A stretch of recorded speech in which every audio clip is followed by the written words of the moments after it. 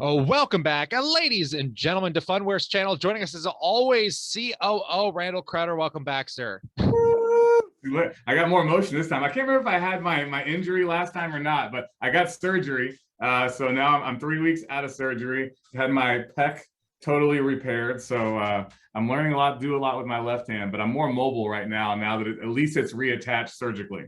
I have to ask, because I don't think you touched on it too much last time. What are you doing at Phunware that's leading to those kind of injuries? I know, the investors, they get out of hand a little bit. And so, we go two-man enter, one-man leave. Now, it worked out my whole life. I think I had a partial tear and ended up just, tearing completely. Had to have surgery, but didn't stop me. No big deal. Last time we kind of touched on a few aspects of Phunware, and there was a lot. I mean, we discussed blockchain, location services, audience monetization, but one thing that kind of stuck with me was that you mentioned you have the greatest job in the world because of the team that you're working with. And I kind of want to expand on that because I think it's kind of a fruitful conversation to kind of get to know the people running this company. So kind of what brought you first into Phunware and kind of what experience are you bringing? Obviously that Army discipline, but what else can you kind of bring to the table here for us? One, I commend you for even bringing it up, because I think, people get lost in the shuffle in today's very much like, what have you done for me lately, mentality. And people truly don't understand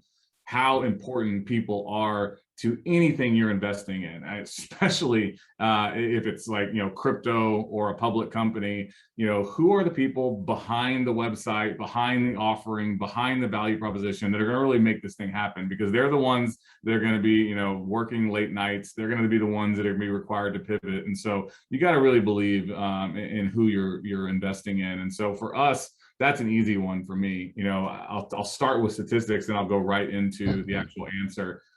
The C-level team, kind of executive management team of Phunware, we've known each other on average for 9 years. Wow. The employee base, and so we got a bunch of engineers, finance people, marketing people. On average, our average employee tenure is 6 years. And we blow pace of statistics out of the water. And that's because people believe in what we're doing and we believe in each other. But that kind of camaraderie, if you've never played organizational sports or been in the military, people serve and go above and beyond for people, not for ideas. And so when you're thinking about, oh my God, can I get this done? Or, oh my God, I need to really deliver this. You're doing it for the people around you, the men and women that are with you. Anybody that served in the military will always tell you, they're willing to run through fire to save their fellow soldier because they believe that our fellow soldier would do the same for them. And so the same thing is for, building a company. You really need to believe in the people that you're working with. And we have that in spades. And so actually, I've been around since the very beginning of the Phunware story. Alan, very successful entrepreneur, sold his first company for 9 figures in 18 months. He had, sold a couple other companies, done a lot of things. He was out in California at the time, ended up deciding to move to Austin and really wanted to kind of just become an investor, maybe mentor the next generation. And so I was doing a lot of angel investing. A couple, a mutual friend kind of put us in touch, said, hey, why don't you help him get plugged into the local community? He wants to be an investor, so forth and so on. So we meet for coffee, start talking to him. After about 30 minutes, I say, Alan, no offense, but I don't think you're going to make a very good investor. He's like, what? What do you mean? I was like, look, at this point, it's just pattern recognition. I've talked to thousands of entrepreneurs. I've talked to thousands of investors. You've got more in you. You're not going to be able to hang it up. And he's like, no, I'm gonna, spend some time with the kids, focus on the next generation of entrepreneurs. It's like, okay, so forth, so on. So we had a nice meeting. About an hour later, we wrap it. 6 weeks later, calls me up, says, hey, can we meet again? I'm like, sure. So we meet and he goes, I have an idea for a company. And he pitches me Phunware. So I actually helped with the first $1.5 million to start Phunware back in 2009. And I told him, I was like, I knew it. There's just a certain energy and a certain drive that an entrepreneur has. Every time they see something, they think about, how to solve that problem. They think about how to make something more efficient. And he was seeing what Phunware became. He was seeing a lot of large enterprise companies who just figured out web try to figure out mobile, but nobody really knew what mobile was. So he thought, what a great opportunity for a company to help them pivot. And the good thing is, he came with a founder who they've known each other for over 20 years. They started every single company together. Luan Dang is an amazing, Stanford grad, just, one of those cerebral, smart people that just makes you uncomfortable with how smart they are. He's the one that really solved a lot of the location challenges for us. But just them being together for that long speaks volumes. That's the only due diligence you need when you realize that super alpha, super type A personalities, very successful in their own right, are still building business together. I always say, investing with friends and building businesses with friends is a surefire way to lose a friend. So when you find people that navigate that well and do it well, and ironically, we all do it exceedingly well, and still, fight, but make up and still build value, that's a very rare thing. And if you're an investor or somebody interested in investing in a company, you have to tease that out of the company you're looking at. You have to see how long have they worked together. Are their skill sets complementary? What have they done when they faced really challenging problems like raising money or almost going bankrupt or buying a company or figuring out titles, roles, and responsibilities. These things will break companies or they'll make companies. And so having, once I met Alan, I was sold on him. Obviously, great, ex-Army Ranger kind of, military background, a lot of similarities to kind of how we view the world. Luan, amazing yin to his yang, that kind of cerebral engineering, very analytical, very precise, very disciplined mind. And then the team just grew from there. So, we ended up acquiring a company, and that's how we got our CFO, Matt Awney. He's a giant, which is awesome. You don't want to play basketball or golf with him. He will beat you. But just his team and his leadership is without reproach. And he's just building an incredible, financing, which you have to have if you're going to be a public company. And we have Tushar Patel over in Miami, started US Web, started Simplicate, which we acquired, that got a lot of our residential business set up, just career storied entrepreneur, our EVP of Corp Dev today, but just, might as well be a founder, helps out with so much and has been along for the ride this entire time. And then, really from there, what's probably the thing I'm most proud about is the organization is totally flat.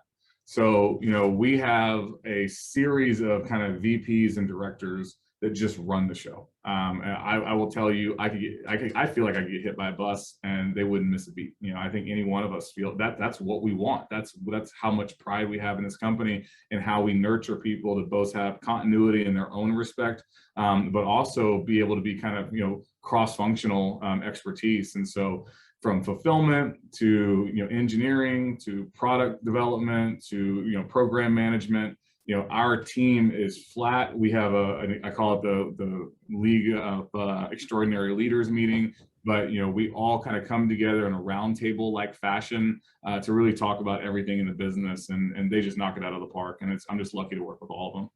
I have to say, absolutely commendable, because you're probably the best person for me to interview, because you literally went through everything I could have possibly asked. I mean, you touched on Luan, Alan. I mean, you've gone up and down this.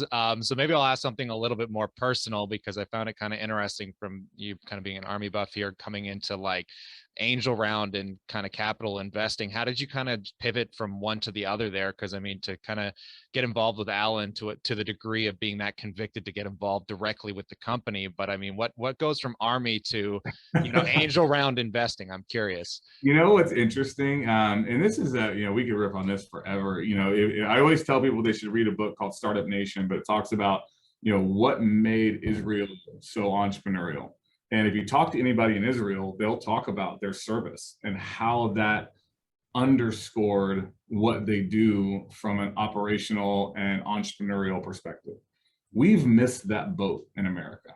And there's a lot of reasons why. I won't go into them now, but we don't effectively offboard our servicemen and women from the military service to private industry with them understanding the value that they bring to the table. A lot of times they'll leave service and they'll go into supply chain management, or they'll go into some security company. They think, well, this is what I did in the military, so this is what I have to do in the private sector.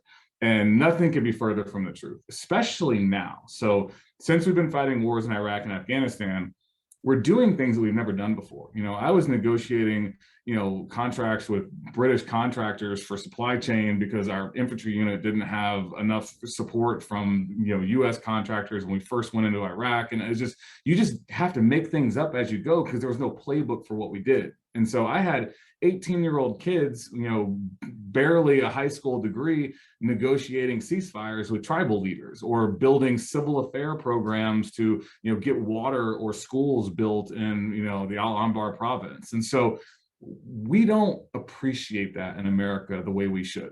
And so I think that, you know, a lot of military men and women are more entrepreneurial than they give themselves credit for. They just have to tease that out, or find the right people to tell them that, look, you can go head to head with any Harvard grad. And I had a couple good mentors that I ran into that really helped me frame that, you know, you're not behind the 8 ball. You're not behind the power curve.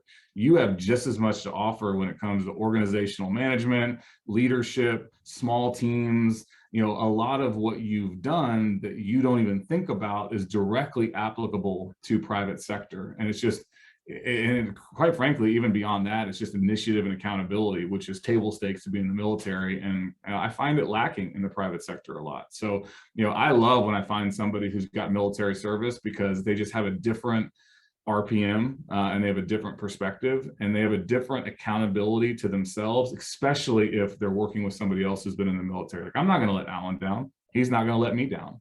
And that's powerful. So, you know, I actually, you know, I say all that to then say, when you're in the military, there's still a good portion of people who like that command and control. So we call it C2 in the military. So command and control. But it's probably the 80-20 rule. So it's the golden rule. There's 20% who hate it. And I was kind of one that hated it. Like, I always wanted to do my own thing. Like, I would see something and be like, I'm not doing it that way. And I would go do something else. And so the Army will teach you, you love bureaucracy and command and control, or you hate it. And the ones that hate it tend to love finance and entrepreneurship, because you're creating value out of thin air. You're doing something that no one else had ever done before. So when I got out of the military, I was immediately drawn to entrepreneurship, because I wouldn't have a boss. I would be my own boss. And I love working without a safety net, where all the responsibility is on me or my team. And you're either going to succeed or fail based on your own merits. Like, it seemed to me, I had you know, somebody who was very close to me that worked high up at Chase, and through a series of mergers, it was like his job was just redundant. You know, I'd worked there for 20 years and, you know, have a nice life, we're going to let you go. And I'm like, that just seems terrifying to me. Like, you have no control over it, nothing you can do. So I love the idea of starting companies, financing companies, having that be, you know, on my shoulders, and let's get it done. And so I think we all have that same kind of mentality at Phunware, and it's why, you know, we're still here. We're still, you know, rocking along. I saw some statistic that only like 2% of companies ever, you know, live beyond 10 years or something like that.